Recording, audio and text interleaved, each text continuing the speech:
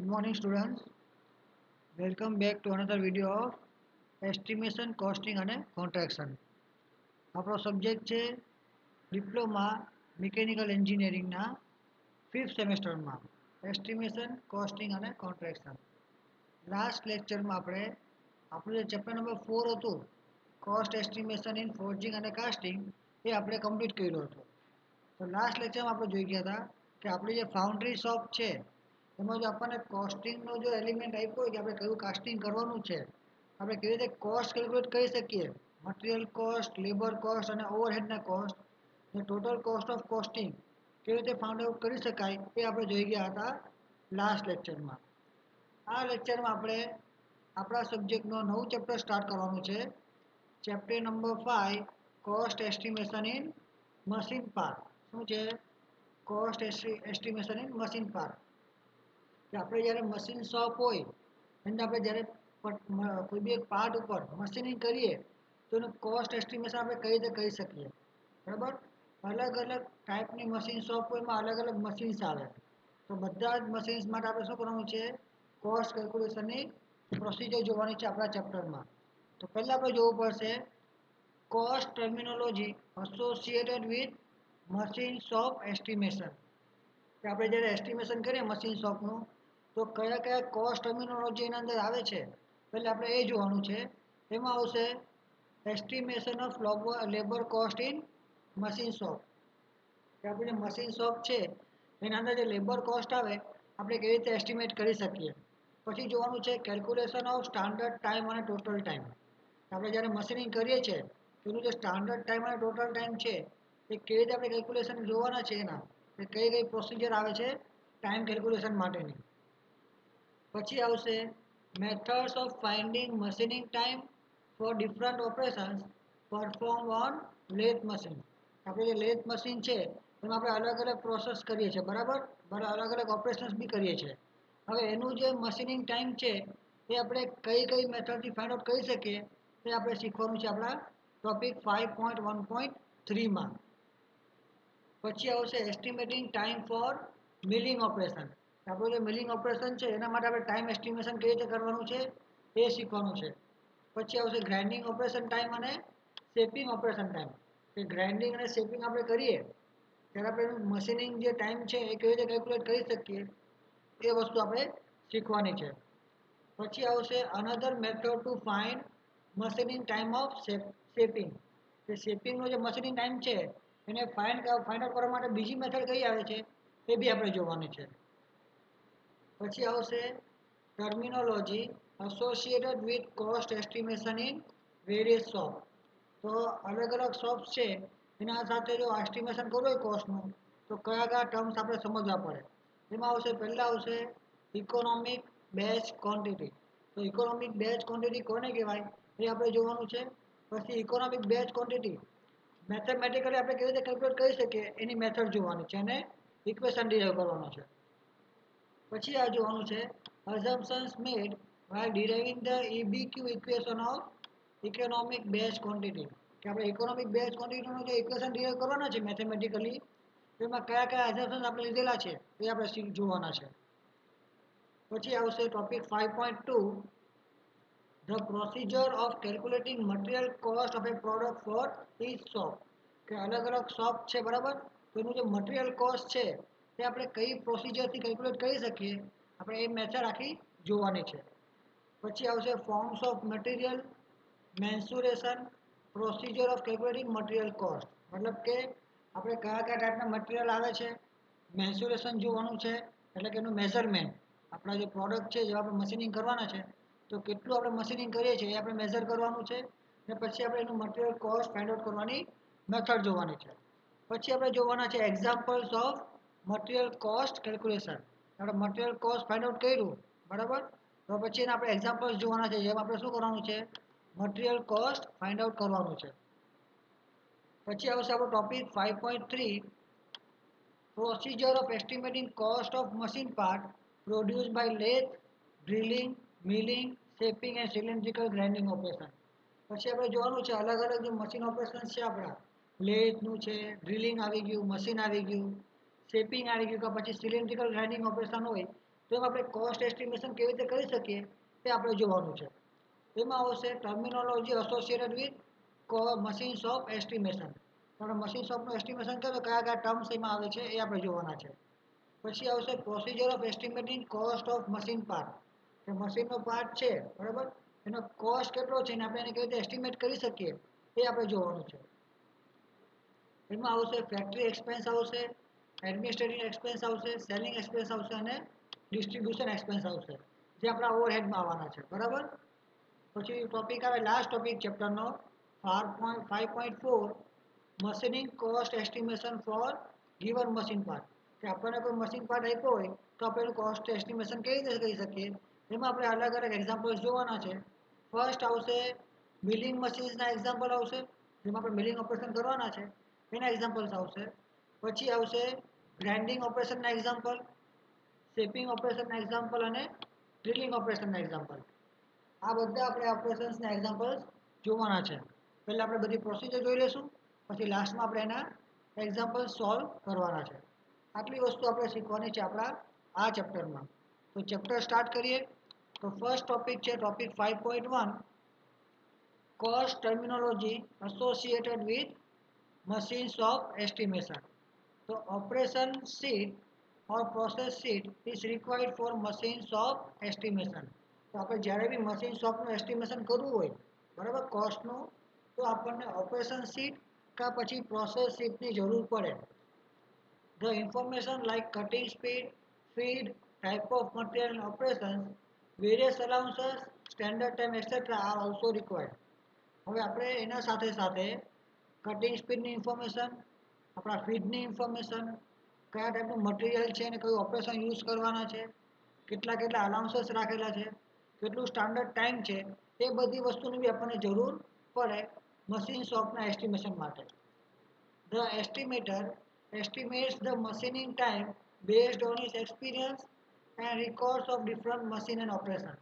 જે બી એસ્ટિમેટર છે બરાબર, એ આપણા મશીનિંગ ટાઈમનો એસ્ટિમેટ કરશે એના પોતાના એક્સપિરિયન્સ પરથી, અને પછાડી આપણે જે રેકોર્ડ મળ્યા હોય મશીનના અને ઓપરેશન્સના એના ટાઈમના ઉપરથી આપણે શું કરવાનું છે, એસ્ટિમેટર છે તે આપણું મશીનિંગ ટાઈમને એસ્ટિમેટ કરશે. The different terms which are linked with machining are as follow. અને નીચે આપેલા ટર્મ્સ છે તે આપણા મશીનિંગ સાથે રિલેટ કરે છે. પહેલું આવે કટિંગ સ્પીડ બરાબર. તો કટિંગ સ્પીડ કોને કહેવાય આપણે એ જોવાનું છે, એનું ફોર્મ્યુલા શું આવે આપણે એ ફાઇન્ડ આઉટ કરવાનું છે. સેકન્ડ આવે ફીડ, થર્ડ આવશે ડેપ્થ ઓફ કટ, ફોર્થ આવશે અપ્રોચ અને ફિફ્થ આવશે ઓવરઓલ ટ્રાવલ ઓર ઓવરઓલ રન બરાબર, ઓવર ટ્રાવલ કાં પછી ઓવર રન. તો 5 વસ્તુ જે છે એ આપણા મશીનિંગ શોપ સાથે રિલેટેડ છે. ફર્સ્ટ આવશે કટિંગ સ્પીડ, એને કહેવાય એસ. કટિંગ સ્પીડ છે તેને શેનાથી ડિનોટ કરવામાં આવે, એસથી ડિનોટ કરવામાં આવે. તો પહેલાં આપણે જોઈ જાય કે મશીન સ્પીડ કોને કહેવાય, કટિંગ સ્પીડ કોને કહેવાય. તો cutting speed can be defined as the speed at which the cutting edge of the tool or cutter passes over the material. मतलब કે કટિંગ સ્પીડ કોને કહેવાય કે એ સ્પીડ છે મારા કટિંગ એજની, જે શું થવાની છે મારા મટીરિયલ ઉપર પાસ થવાની છે. It is expressed in metre per minute. શું છે આપણી જે કટિંગ સ્પીડ છે તે કેમાં લેવામાં આવે, મીટર પર મિનિટમાં લેવામાં આવે. તો આપણે ધારી લઈએ કે ડી એટલે શું છે આપણા જોબનો ડાયામીટર, એન એટલે છે એના આરપીએમ અને એસ એટલે શું છે આપણી કટિંગ સ્પીડ. તો if a job of diameter D centimetre revolving at a speed of n rpm, then the distance traveled by the tool in 1 minute is equal to the distance moved by tool in 1 minute times the number of revolutions performed in 1 minute. બરાબર, મતલબ કે મારો job છે જેનો diameter કેટલો છે D સેન્ટીમીટરનો ને જે એન આરપીએમથી ફરે છે, તો મારા ટૂલ જે ડિસ્ટન્સ ટ્રાવેલ કરે છે 1 મિનિટમાં એ કેટલું થવાનું છે કે મારો ટૂલ એક રેવોલ્યુશનમાં કેટલી મિનિટમાં ટ્રાવેલ કરશે, number of revolutions perform in 1 minute, કાં પછી એને કહેવાય તો cutting speed S is equal to pi D N by 100. શું આવશે, S equal to pi D N by 1000 આવશે બરાબર. જો આપણે સેન્ટીમીટરમાં લઈએ, ડાયામીટર કેમાં હોય સેન્ટીમીટરમાં હોય, તો શું આવશે 100 આવશે. અને ડાયામીટર જો એમએમમાં હોય તો શું આવશે પાઈ ડી એન બાય 1000 બરાબર. આપણા ઇક્વેશન છે કટિંગ સ્પીડ માટેના. પછી the cutting speed is dependent upon the following factor. Cutting speed છે તે નીચેના ફેક્ટર પર ડિપેન્ડ કરે છે. પહેલું આવે મશીન એબિલિટી ઓફ મશીન. તો less cutting speed is kept for hard job. તો મારા મશીન છે એની મશીન એબિલિટી કેટલી છે? જો મારો જોબ વધારે હાર્ડ હશે તો કટિંગ સ્પીડ ઓછી રાખવામાં આવે, અને જો સોફ્ટ હોય તો વધારે રાખવામાં આવે. સેકન્ડ આવે મટીરિયલ ઓફ ધ ટૂલ. તો we can keep higher cutting speed with high speed steel in comparison to carbon steel tool. Cutting speed can be increased if carbide tool is used. હવે જો હવે આપણો જે cutting tool છે બરાબર, હવે એ કદાચ જો હાઈ કાર્બન સ્ટીલમાંથી બન્યો હોય તો આપણે હાયર કટિંગ સ્પીડ રાખી શકીએ, ને જો લો કાર્બન સ્ટીલમાંથી બન્યો હોય તો આપણે એને શું રાખવું પડે? લો રાખવી પડે. ને જો મારે કટિંગ સ્પીડ વધારે વધારવી હોય તો મારે શું કરવું પડે? કાર્બાઇડ ટૂલનો યુઝ કરવો પડે. થર્ડ આવે ડેપ્થ ઓફ ધ કટ. શું આવશે કે આપણી ડેપ્થ કેટલી છે કટની? તો for less depth of cut the feed we can keep higher cutting speed. Less cut speed is adopted when depth of cut is and feed are more.